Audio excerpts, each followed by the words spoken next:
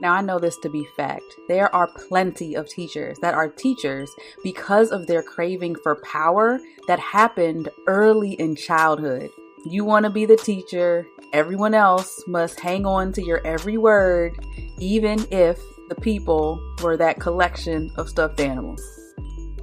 Hey community, I'm Jocelyn Reed, your host, mother, sister, friend, educator, coach, and lifelong learner. A super fan of a loving, curious, chocolate-obsessed kid named Zaire and our giant chocolate Labrador puppy named Hershey. Yep, chocolate is a big old deal over here. Let's have some fun, discover some new ideas and concepts, plant those seeds for the future, and figure out how to nurture relationships with our kids and students. Keeping the bigger picture in mind, we don't teach students for the classroom. We teach them for when they leave it. We don't parent kids for the home, but to leave it. Rootwords is here to help you have those conversations that are required to prepare them for the challenges and opportunities they are guaranteed in the spaces they choose to grow up and occupy. So let's do this together, one word at a time. Let's go.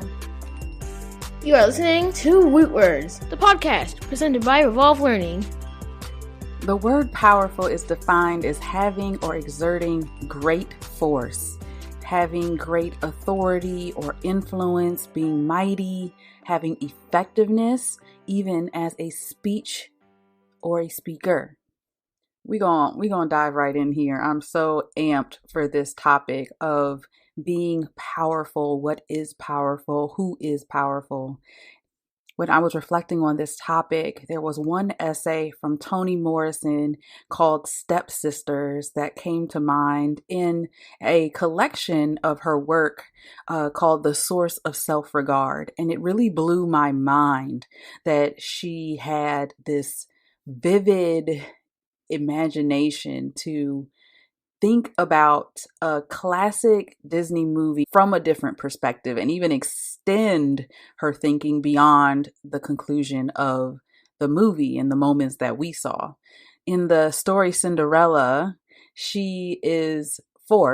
Cinderella is forced and enslaved to work and do chores within the home of her stepmother and stepsisters. They are not main characters, the stepsisters, but their role and their participation in the actions against Cinderella greatly impacted her.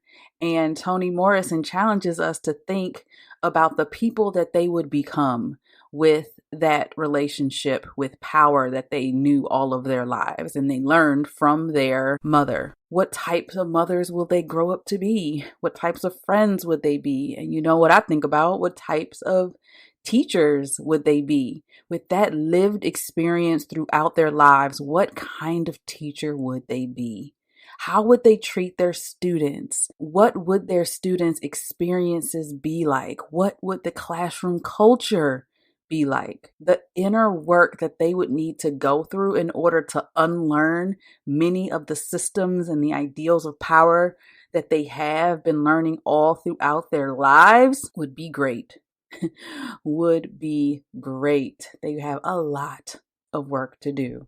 It asks the question, the what now? Because I know this, because I've learned this, because I've lived through this, what now? What am I going to do with it now? What does power mean to me now? Sometimes we have a great amount of power by unknowingly participating in systems, actions, or under the leadership of others. And many of us have privilege in power. What are we going to do with it? Chris Emdin said, the kind of teacher you become is directly related to the kind of teachers you associate with. Now, the stepsisters had a friendship. They bickered with each other, but they had a friendship that perpetuated and affirmed the actions that oppressed another person in their family. Having power is one thing. Using it well and for the good of others is an entirely different thing. Knowing when to wield some power could be the most powerful thing of all that someone can do. That changes you. That impacts the type of teacher you are, the type of parent you are. In order to responsibly be powerful,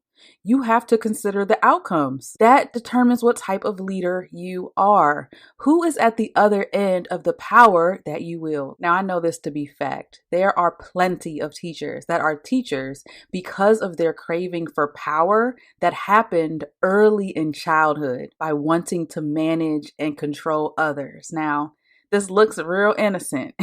You want to be the teacher. Everyone else must hang on to your every word, even if the people were that collection of stuffed animals. You remember, it took you back, didn't it? The thing is that at some point in your journey to self-actualizing your dream to be an educator, there should be a shift from being lit up at the idea of other people following your directions to people being lit because of your direction to go and blaze a path that best suits their lives. This means that you give over that power frequently to give the practice and pathways for students to figure that out, even in the youngest of grades. If students leave your classrooms only knowing your thoughts, then that doesn't prepare them for when they have to use their own. So when it comes to your students, in that 1 year that you have them, how effective you are as a leader, the opportunities you create and curate for your students directly impact their ability, the trust between you, and their evolution of skills and mindsets. And that's what it's all about. I want to share this quote. It's one of the most powerful quotes that I have ever heard as it relates to the teacher's role in the classroom. It's by Dr. Haim Ginott. And it says, "I've come to a frightening conclusion that I am the decisive element in the classroom. It is my personal approach that creates the climate. It is my daily mood that makes the weather. As a teacher, I possess a tremendous power to make a child's life miserable or joyous. I could be a tool of torture or an instrument of inspiration. I can humiliate or heal. In all situations, it is my response that decides whether a crisis will be escalated or de-escalated, and a child humanized or dehumanized." Right. That is so powerful. I printed it out. I wrote it down. It's in several journals. I like to go back and remind myself of the power of the educator. Now, I want to share just a couple connections and a couple tips to kind of just aid you in your journey in recognizing your power, because only then can we truly turn and then empower students. Everything has to be a through line. There should be nothing that is handed to you, given to you to teach students that you haven't internalized and then put out yourself in your way, in a way that only you can do it. That is why we're talking about being your authentic self and finding your power, because you can't truly do that for students unless you do it through yourself. I want to talk to teachers that are early in their career a little bit, because I think that's a sweet spot. If you're a teacher that has decades in, this is for you too, but I'm really honing in on my new teachers. Okay. Now, this is a time in your career where you may feel easily influenced by those around you. You are picking up the tips. You may also be hearing and picking up on some limiting beliefs of your students. And if you don't have the mindset and you're not attuned to really see that and recognize that for what it is, then you can start implementing some of that into your belief systems and your classroom cultures as well. So this is where you start to harness your power. I know. You want your colleagues to like you. You want to feel like you're going along, you're getting along, and you're doing what you need to do. And sometimes doing what you need to do feels like you're doing what everybody else is doing. But you have the power to be selective. I'm giving you that. You have the power. You have permission to be selective about the advice that you accept from others. Run it through your filtration system of your own morale, of your own wants and desires for your students, for what's best for them. You can listen to anyone, but those you invest and spend time around, adopting their practices, their ideas, that's a whole different thing. And indeed, you can be selective about who you let in. I promise that I am speaking from experience in this area. I remember feeling like I had to do what people were telling me because they were saying this is best. And I was just so fearful in that space, wanting to be liked. I felt like I had to earn my stripes with years of experience before I even offered my opinion or before I even just did what was best for my students, my kids. My first couple years, I swear my students were receiving another teacher's classroom culture and language. Like, don't get me wrong, the coaching, the modeling, the role playing, all of that was helpful, but I never found the power in my voice, my perspective, my joy factor, like what lights me up and how could I infuse that in how I teach and how my classroom is operated. So I didn't find my power until I decided to do what most brought me joy in the classroom. So I heavily designed my classrooms visually to be experiences in a way that no other teacher was doing. I found ways to incorporate movement, music, media, art into my lessons. I made the lessons something that I would want to teach, something that I knew would resonate with my students. My classroom management system went from a school mandated requirement of a color clip chart to a 100% positive reinforcement and empowerment system. No demerits, no moving students down. And it worked. The teachers that relied on punitive measures and marking students down, moving students down the clip chart, they didn't quite get it because they've been doing it that way for so many years. And they never was presented with an opportunity to learn anything new. Professional learning did not align with that. So once I found my zone of genius, you hear people talking about the zone of genius presented by Gay Hendricks in his book, The Big Leap. I highly recommend it. But I found my zone of genius and my classroom became an unstoppable force. Right? That's powerful. It became a great place to be and belong. I even started recording videos of my classroom, posted it to YouTube. They're still there. If you go to Revolve Learning on YouTube, all these videos are there.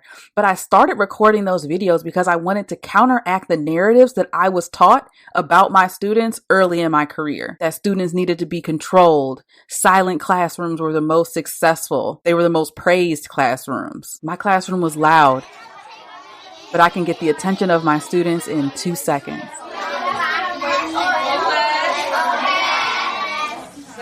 We had a mutual respect that we were building together, and that made the environment that much more special. The power didn't all rely on me. The power came from what we generated together. For that to happen in many ways, I had to step aside. I had to shift that power. And then and only then could I empower my students to do the same. I brought the structure, but they set it off. They made it them. They added them. And I needed that in order to feel my best self as an educator.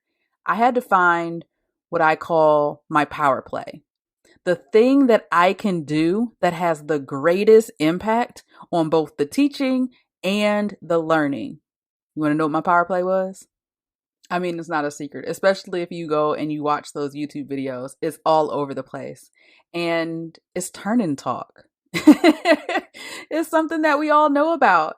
But I do turn in talks. I did turn in talks in one particular way that aligned it to my classroom structure. It aligned to my routines and my procedures, and it was peanut butter and jelly.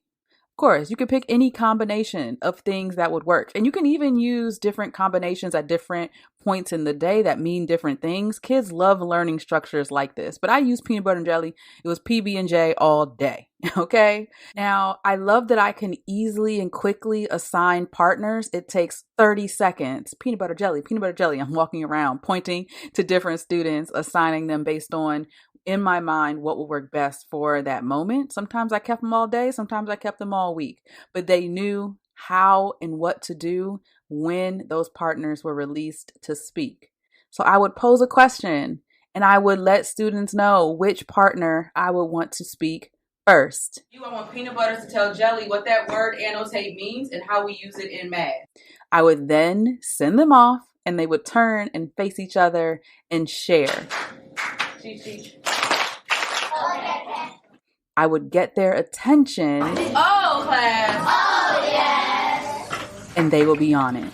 Back to focusing on me, back to hearing what I have to say. Now, while they were speaking, I will walk around. I will be dipping in and out of conversations. I'll be making note of a few comments that I want to lift up whole group. I heard you using some language that I want you to kind of share. I'm also listening in for misconceptions, something that I might need to clarify if I heard partners talking about something and I don't want them to go too far down a path with the incorrect tools. Now, this relates back to being a powerful educator because prioritizing a system like Turn and Talk in this way, they were comfortable because it was a set and consistent structure. They knew what to expect. It wasn't something unpredictable. So they were able to be their full selves within it. But it also showed my students that I highly value them having dialogue with each other and that contribution back to our entire classroom culture. That meant that they had to know that I value them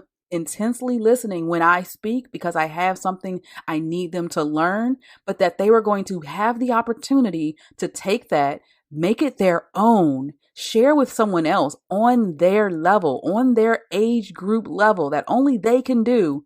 And that I then always was going to wrap it all back up and let them share whole group. That was the most important. They knew that I knew that they learn best from each other. And I used to tell them that. I was so transparent about not being an 8-year-old.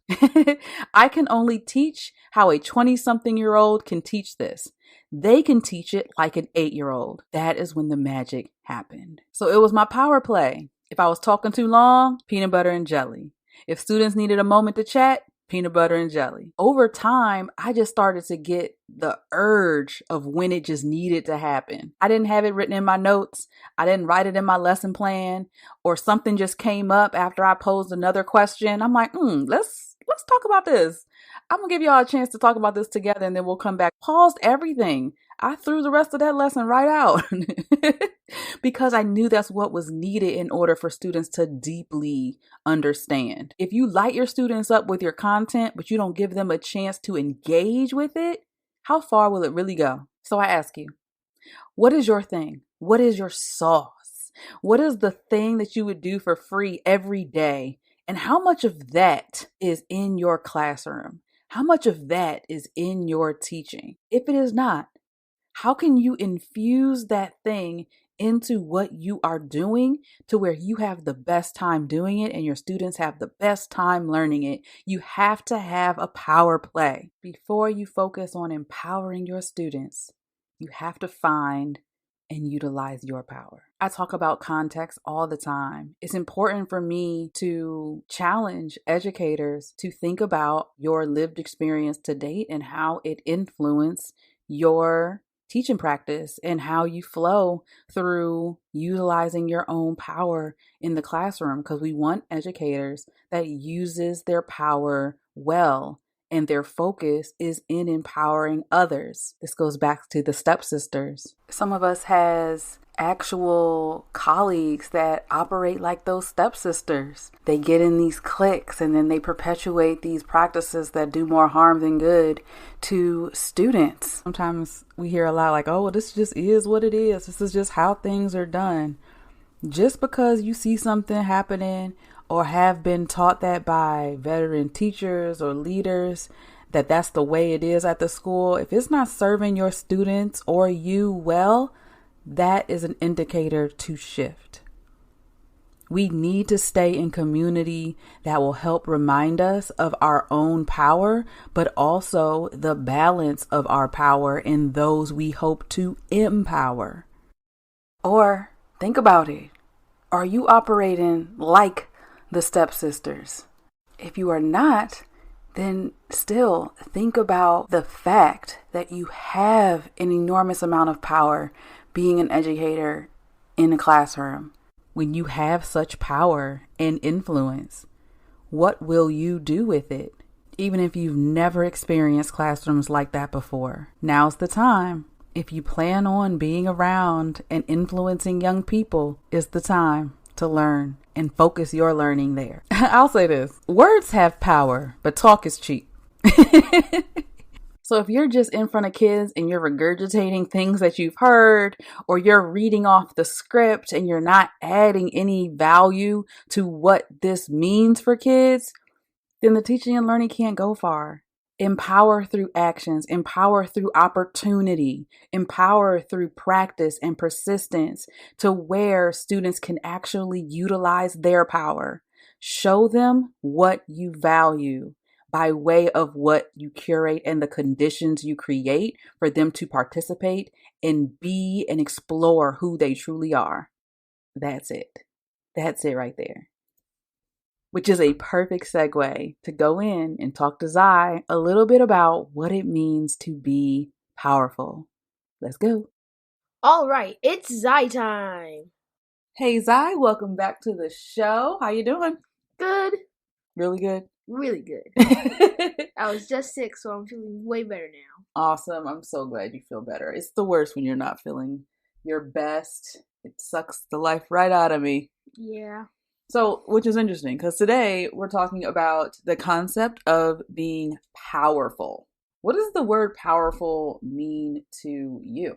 Power over something, like controlling something. So, like, let's say you're a king and you have power over people, technically. Okay, so what does being powerful look like? I don't think you can really look powerful unless you're like in a show and you have a super powerful look where you can destroy anything with your fingers. Okay, well, so like, I understand that because oftentimes we think like superheroes and all of that, and we see them and we're like, oh, well, that must be what powerful looks like. And for me, when I think of power, I think of like, what about people who protest, they participate in marches, they're standing up for what they believe in. Would you consider those people to be powerful as well? Yes, because they could be the people who started the protest. They helped bring it all together, and they know, and like the people who join the protest knows what it's all about, and they're trying to get them to do a protest about that. Oh, right. So they're organizing it all together. And so they're getting people to join in, which means they are powerful because they have influence over people. And I think it's really interesting that you think of how people impact other people when you think of the word being powerful, like powerful meaning having control, and that's really high on your list. When you think of powerful, you think of being controlled or having control or influence over someone else.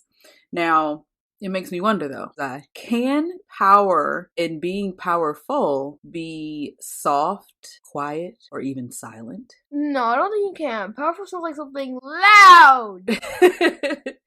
Powerful sounds like something loud. Okay, well, let's think about this a little bit further then. Can there be actions that can be powerful, but they aren't loud? Yes, there can. Like what? So let's say you're in a school and you have power over students that are younger than you, but you can also treat them with care. Like you're saying, "Hey, you go get that."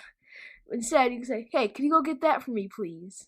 Oh, so like you're adding in kindness in how you treat other people. So you're saying in school you could have influence over other students, but treating them with care and respect, with manners, also adds into the type of leader you are and how powerful you are. So I ask that because, we've learned about, moments in history where people stood up for their rights, and it wasn't necessarily in the big, huge, historic, monumental, powerful speeches and through a megaphone. Sometimes it was, taking a seat at a counter that was not deemed for people of color, things like that. It was taking a seat on that bus, They may not have been loud, but their actions carried a ton of power in those moments. And so realizing that made me broaden my perspective on who and what is powerful. And I think this topic goes really well with Courageous, the episode that we talked about in last season, because your actions have power, your words have power, how you say your words has a ton of power, like you just mentioned, in being kind, right? Right. How you treat people has a ton of power. And it's like you said, when you have the power to influence other people, then you have to use that power wisely and justly, right? Mm-hmm. I talk about this about teachers a lot. Teachers and parents have to give their students and their kids the power so that they can actually try things out and practice, right? Right. So let's talk about teachers. You have a lot of experience with teachers. Your mom is a teacher. Yeah. You teach me. I've been to a school that I've missed a lot, and I've seen you teach there. Yeah, you've seen me teach. You've been to your school. You've had teachers, and now I was your teacher for a couple years. Yeah. And now you're getting ready to head back into the 7th grade. You ready for that? Yes. It'll be very cool. You've had a lot of different school experiences, and so let's make that connection. Do you think teachers have a lot of power? Yes.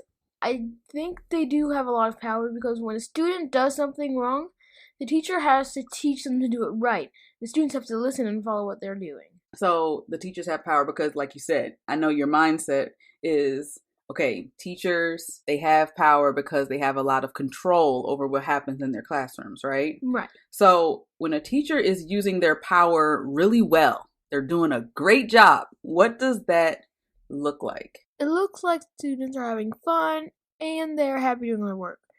So I think that students should have many different learning activities they can do.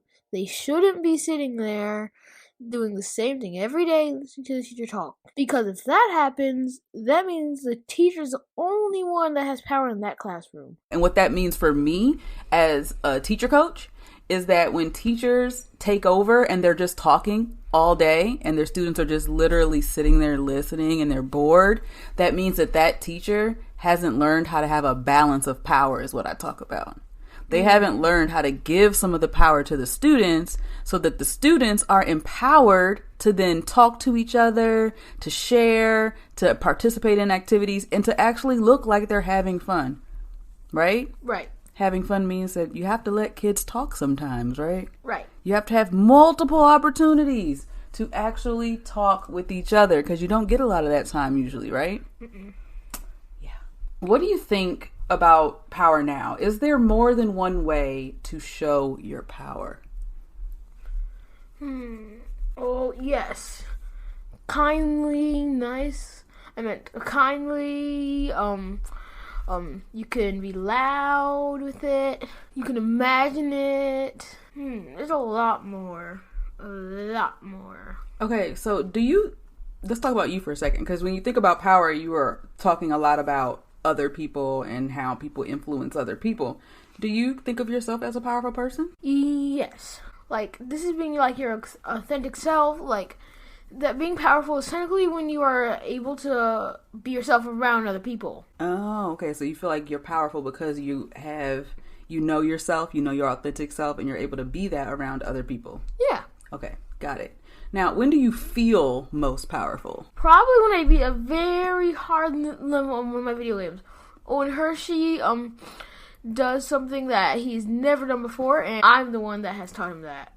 Oh, yeah. That does make you feel like you've succeeded, right? Yeah. You're like, success, he's done it. Yes. He gave me the paw. Okay, now, I usually ask you a question like this on these episodes because I think it's important for, kids to hear other kids too. Now, if a kid was listening to this and they were having a challenging time knowing and using their power, what advice would you have for them? To be honest, I would say that you don't need power to be yourself, and you can always make believe and play and find ways to be more powerful, like with your toys. You can pretend, then when you are more comfortable, you could be that way around other people. And that is so interesting, Zai. So if I hear you right, you're saying if you don't feel powerful now, and you said this, like being powerful, you can use your imagination too, right? Right. And I was just talking about how many teachers who were playing teacher when they were younger, like they would line all of their toys up and they would be playing the teacher in front of the class, but with their toys. And a lot of teachers got their start doing that and playing make-believe teacher as a kid. So did you do that? Did I do that? No, I didn't really do that. I was in the class when my friends were playing teacher. But, I could see it. I saw it a lot. Like, Because I honestly, it wasn't until on the third grade when I figured out that I really wanted to be a teacher, because my third grade teacher was Miss Freeman. She was amazing. The first class that I had a lot of fun in. Hopefully she's listening right now. Yeah, Miss Freeman, what's up?